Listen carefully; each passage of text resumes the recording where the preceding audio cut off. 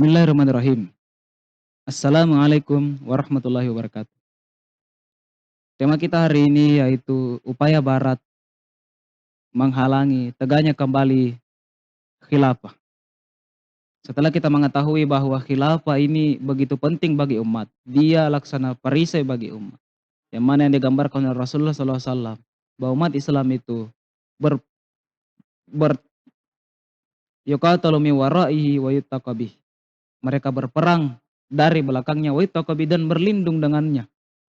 Saking pentingnya perisai. Dan kita juga sudah melihat bahwa perbedaan yang begitu mencolok antara umat muslim, umat Islam ketika masih dalam peradaban khilafah dan pada peradaban demokrasi sekuler hari ini. Yang mana kita melihat bahwa umat Islam hari ini itu semakin lupa dengan jati dirinya gitu. Dan ini tentu akan senantiasa orang-orang barat itu mempertahankannya. Kenapa?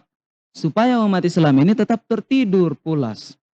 Karena mereka sendiri itu sudah mengalami bagaimana susahnya mereka untuk mengeruk kekayaan alam di berbagai belahan bumi, di negeri-negeri jajahan mereka. Ketika Islam datang di tengah-tengah mereka itu, mereka tidak bisa lagi menyalurkan kerakusan mereka. Mereka tidak bisa memperbudak lagi. Begitu. Jadi memang kerakusan itu memang senantiasa ada, dan itu kalau senantiasa diikuti, orang tidak akan pernah puas. Dan inilah yang terjadi kepada orang-orang yang kapitalis. Orang-orang kapitalis ya, yang mereka dalam asas perbuatannya itu hanya dasar keuntungan belaka.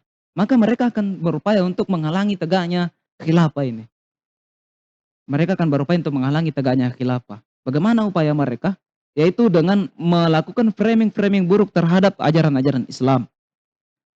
Contohnya seperti kasus kemarin, kasus terorisme kemarin yang tertuduh teroris itu, 2 orang itu, yang mana dari suratnya itu memiliki kesamaan.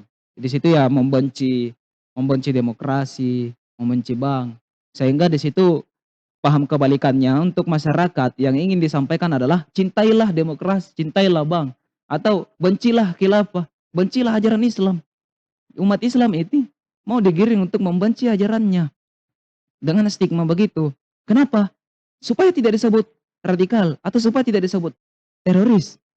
Ya, hanya dengan alasan seperti itu saja. Begitu. Tidak butuh alasan yang lebih konkret lagi, tidak butuh alasan yang lebih kuat lagi. Padahal alasan yang seperti ini adalah alasan yang tidak mendasar. Seharusnya kita kalau mau objektif ya kita harus pelajari lah.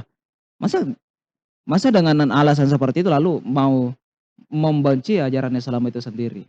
Tapi inilah yang berusaha dilakukan oleh orang-orang kapitalis ya, baik itu dari negara adidaya barat maupun melalui konco-konconya di setiap negeri-negeri muslim. Itu yang terjadi di tengah-tengah kita hari ini. Nah, lalu jadi lewat framing-framing seperti itu juga mampu mempertahankan sistem pemerintahan mereka lewat demokrasi, yang mana dari demokrasi ini mereka bisa menerapkan sistem ekonomi mereka, yaitu ekonomi neoliberalisme, kapitalisme ini. Jadi karena lewat sistem ekonomi inilah mereka bisa mengeruk kekayaan alam kita, sembari mereka mengadu domba kita umat Islam. Lalu mereka dengan santainya, dengan riang begitu, mereka tertawa melihat perdebatan, perkelahian antara umat Islam itu sendiri, sementara mereka menikmati sumber daya alam kita. Mereka menikmatinya. Ya itu yang terjadi. Jadi mereka akan senantiasa menahannya.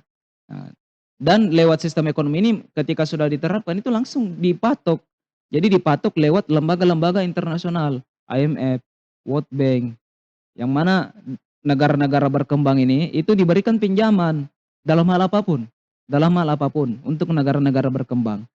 Akan tetapi ketika sudah meminjam negara ini, maka dia harus menerapkan 3 hal 3 hal di dalam perekonomian negara yang senantiasa dipromosikan oleh IMF dan World Bank. Ini diungkapkan oleh Joseph Stiglitz, ya. Ini diungkapkan oleh Joseph Stiglitz. 3 hal itu adalah privatisasi, liberalisasi, dan stabilisasi. Ya, jadi jangan heran ketika sumber daya alam kita itu akhirnya di dibebaskan begitu saja. Ya, bahkan BUMN-BUMN kita tuh ini sudah terancam dijual. Kenapa? Karena ternyata ya sekalipun disubsidi juga ternyata tidak bisa. Utang tetap menggunung, begitu. Ya, sudah banyak yang menyuarakan untuk kita pisah saja BUMN-BUMN ini. Ini kan luar biasa. Ketika semua BUMN-BUMN itu juga sudah memisahkan diri, semua menjadi serba privatisasi, ya. Semua maka apa yang bisa dinikmati oleh masyarakat? Masyarakatlah yang akan merasakan kerugiannya. Itulah yang terjadi. Secara lambat laun akan ke sana dan ini sangat berbahaya bagi kita, gitu. Sehingga kita harus menyadari ini. Demikian apa yang saya sampaikan hari ini, kurang lebihnya mohon dimaafkan. Wabillahi taufiq wal hidayah. Wassalamualaikum warahmatullahi wabarakatuh.